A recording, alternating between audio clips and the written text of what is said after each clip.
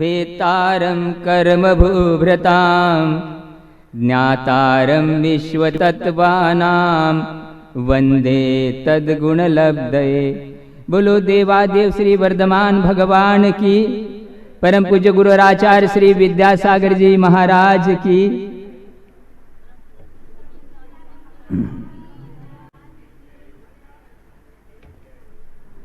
आचार्य उमा स्वामी महाराज जी ने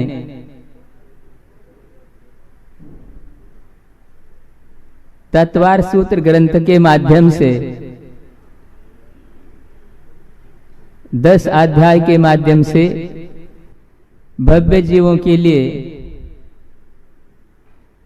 संसार दुख से निकल करके मोक्ष सुख प्राप्ति का उपाय बताया। इस ग्रंथ के ऊपर आचार्य पूज्यपाद भट्टा कलंगदेव, आचार्य विद्यानंद आदि आदि बहुत आचार्यों ने, विद्वानों ने संस्कृत हिंदी भाषा में अनेक टीकाएं की है। जहां तक मेरे विचार से ये तत्वार सूत्र के ऊपर इतनी टीकाएं हैं, सबसे अधिक टीकाएं इसी के ऊपर उपलब्ध होती है।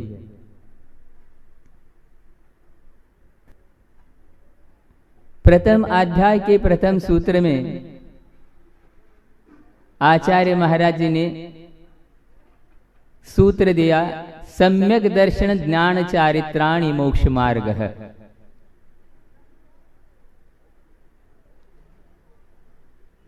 तीनों की एकता का नाम मोक्ष मार्ग है।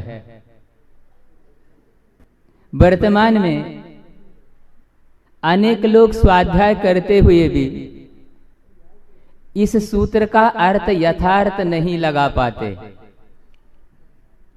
जब आचार्य महाराज जी ने तीनों की एकता को मोक्ष मार्ग कहा है, तो सम्यक दर्शन का स्वरूप क्या है, ज्ञान का क्या है, चारित्र का स्वरूप, ये भी उन्होंने उस तत्वार सूत्र में वर्णित किया है।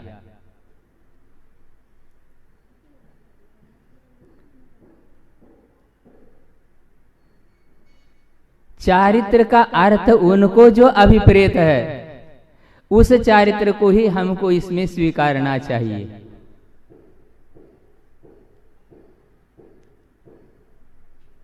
कोई व्यक्ति अविरत अवस्था से ही मोक्ष मार्ग मान रहे, कोई संयमा संयम में ही मोक्ष मार्ग मान रहे, लेकिन वस्तुतः उस सूत्र का अर्थ ऐसा है क्या? जब आचार्य महाराज जी ने मार्ग शब्द एक वचन दिया है, तो तीनों मिलकर के ही मार्ग बनेगा, एक से दो से मार्ग नहीं बनता। और वह जो चारित्र उन्होंने बताया है, उसका वर्णन भी उन्होंने आगे जा करके उसी तत्वार सूत्र में किया है।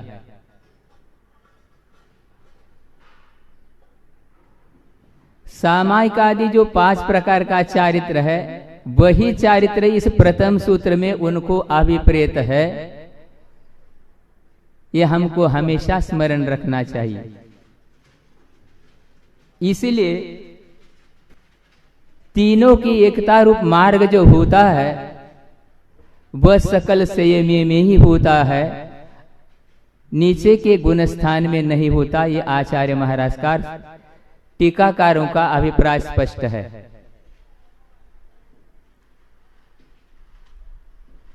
दूसरी ओर आचार्य कुंद देव का भी साहित्य है, उसमें भी उन्होंने मोक्ष मार्ग का कथन किया है।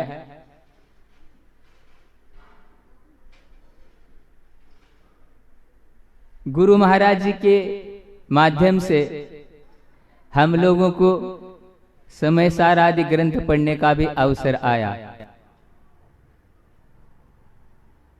और प्राय करके आचार्य महाराज हम लोगों को आचार्य जयसेन महाराज जी की टीका से ही ग्रंथ का अध्ययन कराते थे। आचार्य महाराज हिंदी आदि व्याख्या नहीं हो तो मूल ग्रंथ से ही पढ़ाते। लेकिन इस समय सार ग्रंथों के प्रकाशन में भी कुछ अनुवादकों ने आचार्य जयसेन महाराज के अभिप्राय के अनुसार अनुवाद न करके अपने मन से अनुवाद किया है और उसके माध्यम से वहां पर अर्थ की संगति न बैठते हुए विसंगति आ गई है। कुछ बातें ऐसी है कि जो स्थूल रूप से भी अपन सोच सकते हैं। आचार्यों ने 4 प्रकार के पुरुषार्थ का उपदेश आगम में दिया। तो जो लोग असंयम अवस्था में अथवा संयमासयम अवस्था में मार्ग मानना चाहते हैं, तो सामान्य से कोई व्यक्ति यदि ये पूछे कि भाई घर में रहते हुए व्यक्ति कितने पुरुषार्थ कर सकता है, तो उत्तर यही मिलेगा 3 पुरुषार्थ कर सकता है। और कथनचित मान लो कोई श्रावक ऐसा है कि अपना जो पारिवारिक खेती व्यापार उद्योग पुत्र पौत्रों के ऊपर सौंप करके अब हम अर्थ को और काम को भी पूर्ण रूप से विराम देकर अकेला धर्म पुरुषार्थ हम करेंगे, ऐसा भी कोई व्यक्ति हो सकता है, उसमें कोई बाधा नहीं है। लेकिन कोई कहने लग जाए कि घर में भी मोक्ष पुरुषार्थ होता है, तो ये उसकी मान्यता दिगंबर परंपरा के मूल ग्रंथों के अनुसार कदापि ही घटित नहीं हो सकेगी। क्योंकि आचार्यों ने कहा कि मोक्ष पुरुषार्थकार वस्त्र का विरोध है। और कदाचित किसी व्यक्ति ने घर का भी विधिवत त्याग कर दिया लेकिन वस्त्र का त्याग नहीं किया, तो आगम के अनुसार इनके पुरुषार्थ को कौन सा पुरुषार्थ कहा जाएगा? तो धर्म पुरुषार्थ ही कहा जाएगा। क्योंकि अभी जो है उत्कृष्ट श्रावक भी शिक्षा ले रहा है मुनि बनने की, इसीलिए इसको हमको धर्म पुरुषार्थ के अंतर्गत ही मानना चाहिए और यही योग्य हमारा श्रद्धान कहलाएगा। समयसार ग्रंथ के सर्वविशुद्ध ज्ञानाधिकार में आचार्य अमरचंद्र देव और जयसेन महाराज की अपेक्षा से आप लोगों को सबको पता है, समयसार प्रवचनसार पंचाशतिका की गाथाओं की भिन्नता है। अमरचंद्र देव की टीकाओं में गाथाएं कम उपलब्ध होती है, जयसेन महाराज के टीकाओं में गाथाओं की संख्या अधिक है। लेकिन आचार्य जयसेन महाराज भी बहुत पश्चातवर्ती नहीं है अमरचंद्र देव के, कुछ ही समय के पश्चात हुए हैं। उन्होंने उन गाथाओं की टीका की है। तो उसमें एक गाथा आती है, दिट्ठी जय बनाना,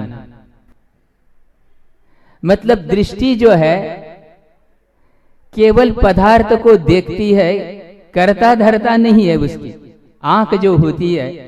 इसी प्रकार ज्ञान भी संसार उदय निर्जरा मोक्ष इनको जानता ही है, करता नहीं, आकारक है। उसका भाव मैं बता रहा हूं। उसकी टीका में आचार्य जयसेन महाराज जी ने पूर्ण टीका होने के बाद विशेष रूप से कुछ कथन किया है। अब 5 भावों के माध्यम से कौन से भाव से मोक्ष होता है, इसके ऊपर विचार किया जाता है।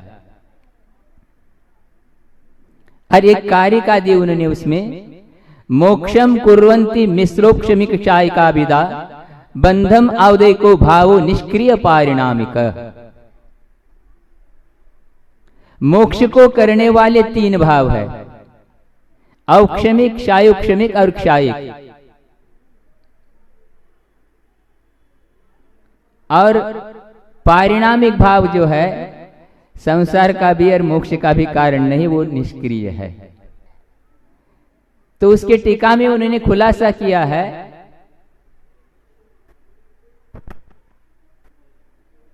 तच्च परिणमनम आगम भाषया औक्षमिक क्षायिकम क्षायिकम भावत्रयम भन्यते। वह परिणमन जो है, जब भव्य जीव ज्ञान तो कभी औक्षमिक होता ही नहीं, प्रथम गुण स्थान से 12वें गुण स्थान तक ज्ञान दर्शन जो जीव का उपयोगो लक्षण वाला लक्षण है वो क्षायोक्षमिक ही भाव रहता है। अब कोई श्रोता इस गाथा को लेकर कहने लग जाए बाकी के सारे अमार्ग है तो फिर क्या अविरत सम्यक दृष्टि देश सेमी अमार्ग है क्या, ऐसा यदि कोई अर्थ कर रहा है तो ये भी उसकी महान भूल है। कुंद कुंद देव का अभिप्राय क्या है, इसलिए गुरु महाराज हमेशा कहते थे समया अविरोधेन, आगम के साथ विरोध नहीं आए ऐसा ही अर्थ करना चाहिए। या आचार्य कुंद कुंद देव का अभिप्राय यही है कि साक्षात मोक्ष पुरुषार्थ यहाँ नहीं है, इसी की अपेक्षा से इनको अमार्ग कहा है। अविरत सम्यक दृष्टि देश से भी परंपरा से है, वो साक्षात नहीं। उनको अमार्ग कहने का अभिप्राय आचार्य महाराज का कदापि भी नहीं है। इतना ही नहीं, उसी सूत्र पहाड़ में आगे जाकर के यहाँ तक हम लोगों के लिए उन्होंने सूचना दी, न विसिज्जैव तधरो जिन शासने जय विभो तीर्थयरो नग्गो ही मोक्कमग्गो शेषाय उमग्गया सव्वे। वर्धमान स्वामी के शासन में वीतराग दिगंबर परंपरा में तीर्थंकर भी क्यों न हो वस्त्र सहित मोक्ष को प्राप्त नहीं करता। अरे स्वाभाविक रूप से है, क्योंकि जब वो आते हैं तो तीन ज्ञान को लेकर के आते हैं,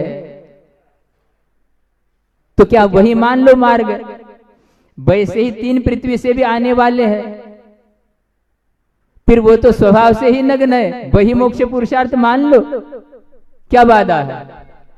लेकिन ऐसा होता ही नहीं, मोक्ष पुरुषार्थ मात्र मनुष्य गति में, और वो भी जो है सकल संयम के साथ होता है, यह आचार्यों का अभिप्राय है। इसलिए ऐसी ऐसी टीकाएं कर करके वर्तमान में अनेक विसंगतियां आ रही है, और बात छोटी छोटी, कई बार तो ये प्रसंग आते हैं जब गुरु महाराज के आज्ञा से हम लोग संघ से पृथक विहार करते हैं, तो प्राय करके जहां जहां तक हम लोगों ने विहार किया, चाहे मध्य प्रदेश हो, चाहे राजस्थान हो, चाहे महाराष्ट्र हो, चाहे गुजरात हो, चाहे उत्तर प्रदेश हो, विधान पूजा आदि के समय लोग आरती भी करते हैं भगवान की। और कितना बड़ा उपदेश है ये। हमने तो सोचा देखो, मतलब जिनका परमार्थ देव शास्त्र गुरु पे विश्वास है और उनके माध्यम से वो जैसा है अपने व्रतों को लेकर कर चल रहे, इसलिए आचार्य महाराज ने कहा था कि केवल ज्ञान जो होता है बूढ़ों बाढ़ों को नहीं होता, जो सरल होता है वो वही तरता है टेढ़ों मेढ़ों को मोक्ष मार्ग, क्योंकि मार्ग सीधा, आचार्य महाराज ने कहा था मार्ग ऐसा नहीं होता, मार्ग ऐसा होता है। तीनों एक साथ जब होते हैं, सीढ़ी ऐसी ऐसी नहीं होती। इसलिए गुरु महाराज ने ये भी कहा था कि जिन लोगों की मात्र धारणा एकांत से यही बनी है कि पहले सम्यक दर्शन ही होता है, उसके साथ ज्ञान होगा, उसके बाद आचरण, ये भी एकांत मान्यता है। अनादि मिथ्या दृष्टि भी भव्य जीव युगपत जो है तीनों करणों के माध्यम से प्रथमोपचम सम्यक्त्व के साथ सकल संयम को धारण करते हुए प्रथम गुण स्थान से सप्तम गुण स्थान तक जाता है, कि जहां सिद्धांत ग्रंथ की वाचना गुरु महाराज ने कराई, उसमें यह स्पष्ट उल्लेख आता है। कोई पहले से पांचवें में भी जाता है और कोई पहले से चौथे में जाता है। तो क्या तीनों के करण समान है? नहीं, कारण भिन्न होने से कारण भेद अवश्य होता है। इसीलिए एकमात्र सम्यक प्राप्ति के लिए करण कर रहा है, एक देश संयम के लिए कर रहा है और एक सकल संयम के लिए कर रहा है। इसलिए इन कारणों के माध्यम से हम लोग इसको समझ सकते हैं। तो जो भी भव्य जो इस प्रकार से आगम के विपरीत अनुवाद आदि कर रहे, हम तो यही भावना रखते हैं, वो भी समझ करके इन आचार्य कुंद कुंद आचार्य अमृतचंद्र जयसेन महाराज के भाव को समझते होते हुए जो भूल है वो सुधार करके सब लोगों के सामने रखे, ताकि स्वयं उनका भी हित हो और सामने वाला की कहे सीख गुरु करुणाधार। बोलो महावीर भगवान की।